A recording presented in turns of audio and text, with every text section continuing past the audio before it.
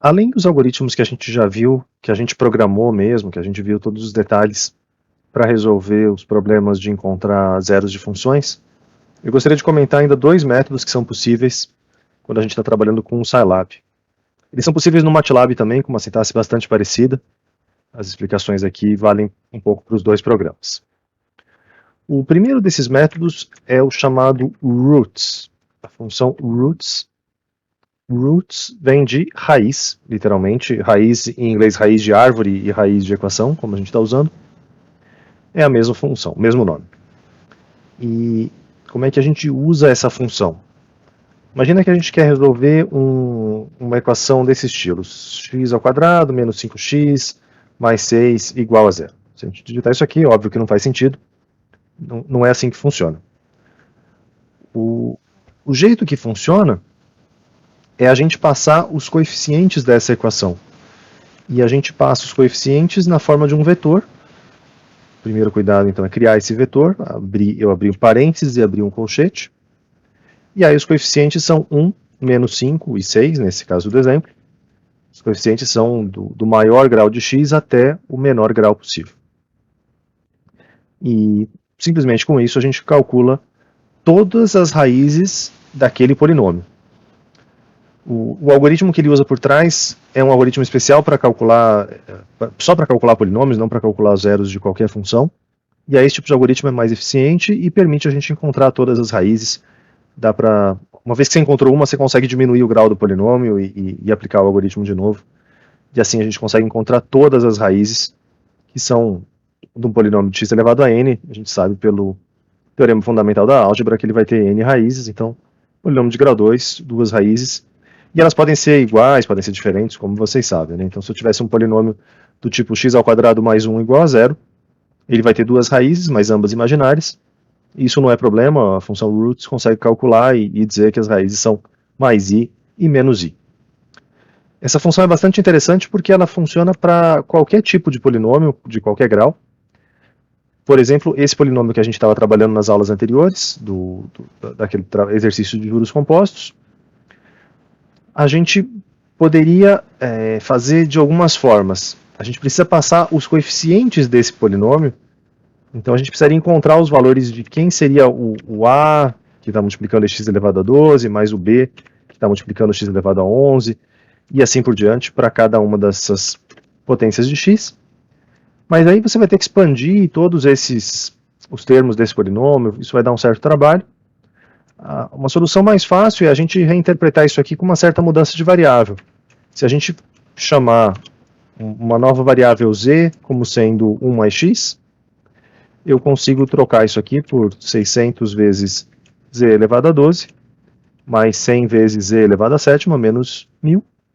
E aí eu tenho esse polinômio em z, que já está com os seus coeficientes mais explícitos. E aí é só eu chamar a função roots com os seus coeficientes nas posições corretas. O cuidado é que a gente tem que pular algumas casinhas aqui. Então 600 é o coeficiente da variável elevado a 12, só que aí elevado a 11 o coeficiente é 0, elevado a 10, elevado a 9, elevado a 8, elevado a 7 não. Aqui a gente tem o 100 que estava escrito anteriormente, elevado à sexta, à quinta, à quarta, à terceira, ao quadrado, à primeira, e elevado a zero, o termo que não depende da variável, também tem que ser escrito.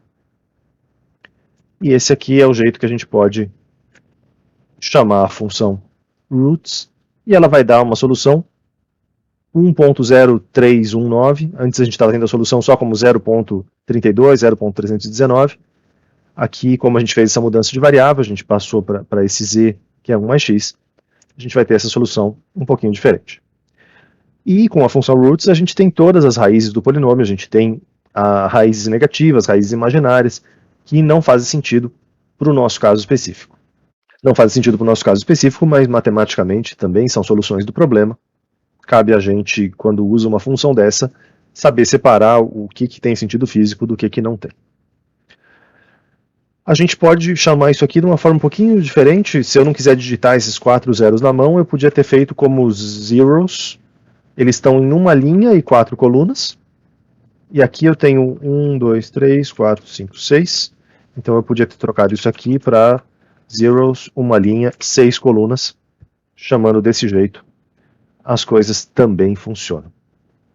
Então eu vou copiar de volta essa expressão, só para deixar salvo aqui no código que vai ser postado no comentário desse vídeo. Esse é um jeito possível. Então, usando a função roots, que é apenas para polinômios.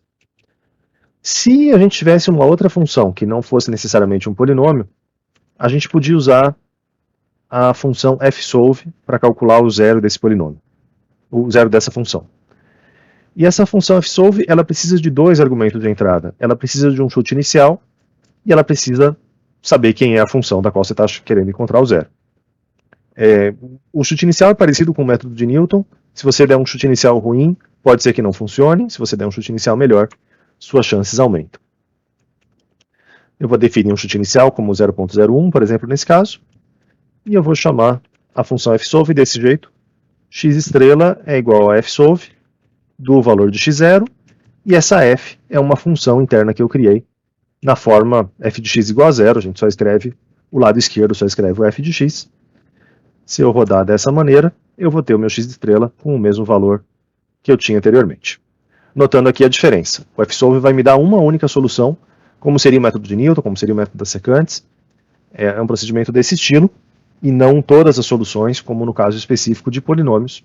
A gente pode chamar também a fsolve com mais de um argumento de saída. Se eu colocar, por exemplo, um segundo argumento de saída, eu poderia dar qualquer nome, mas eu vou chamar de fval para ser o valor da função no x estrela. Eu vou comentar essa linha para não rodar as duas coisas ao mesmo tempo. E aí a gente vai ter o meu x0 sendo 0.01, que eu escolhi. Esse é o valor da função no ponto x estrela, que é um valor bastante próximo de zero, negativo, mas bastante próximo de zero. Era exatamente isso que a gente queria. E eu posso ainda colocar um terceiro parâmetro, que é um parâmetro de informações, que aqui ele está valendo 1.